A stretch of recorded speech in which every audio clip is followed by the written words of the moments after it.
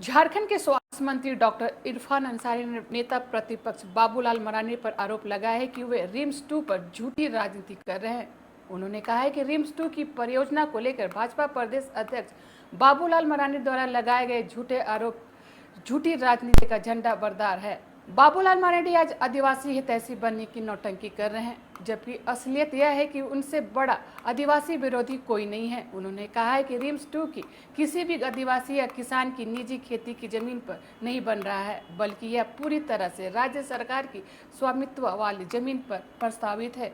झूठ फैलाना और लोगों को गुमराह करना भाजपा का पुराना हथकंडा है। बाबूलाल मरांडी जानबूझकर आदिवासी समाज को भड़का के सस्ती राजनीति करना चाहते हैं। नेता प्रतिपक्ष बाबूलाल मरांडी ने नगरी के विवादित स्थल का दौरा किया और स्थिति का जायजा लिया। उन्होंने राज्य सरकार से इस जमीन पर रिम्स-2 का निर्माण न करने का अनुरोध किया है।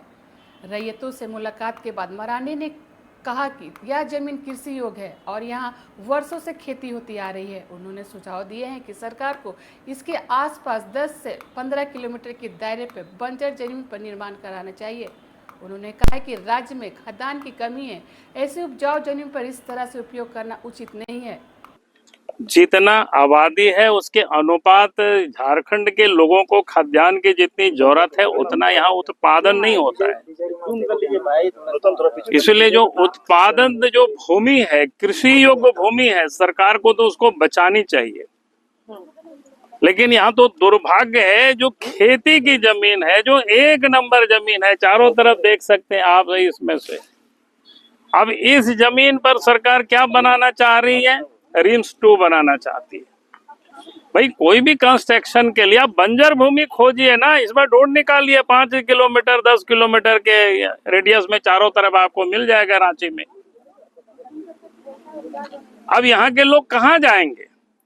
राज्य बनने के बाद भी यहाँ के आदिवासियों के साथ ये जुल्म है और खेत खलिहानों से उनको भगाया जा रहा है। जेएमएम पार्टी के केंद्रीय महासचिव सुप्रियो भट्टाचार्य ने कहा है कि राज्य सरकार का स्वास्थ्य विभाग रांची के रिंग रोड के किनारे रिम्स-2 बनाने की योजना पर विचार कर रहा है, लेकिन प्रतिपक्ष के नेता बाबूलाल मरांडी आदिवासी जमीन के नाम पर रैयतों को भड़काने की कोशिश कर रहे हैं। सुप्रियो भट्टाचार्य ने 2013 के भूमि अधिग्रहण का कानून हवाला देते हुए बताया कि उनमें विकास संबंधित कार्य के लिए सीएनटी लैंड के अधिग्रहण का प्रावधान है।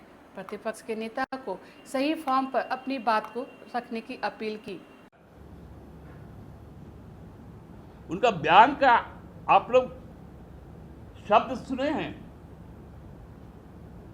कहीं उठा के ले जाइए। उन्होंने रिम्स ऐसे करके बायां हाथ से उठेगा, वो हनुमान जी के तरह जड़ी बूटी लाने बोला था तो पहाड़े उठा के लेके आ गए थे। अब इतने ताकतवर हो गए पवन पुत्र हनुमान से भी ज्यादा कि बायां हाथ से रिम्स उठाएंगे और कहीं जाके ढहक देंगे।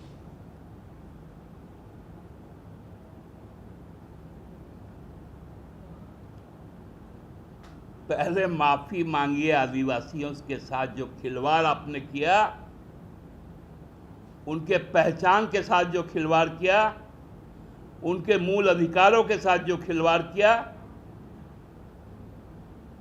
उनके स्वाभिमान को जिस प्रकार से आपने चोट पहुंचाई, आप पहले सार्वजनिक तौर पर माफी मांगिए और प्रायश्चित कीजिए और केंद्र सरकार को कहिए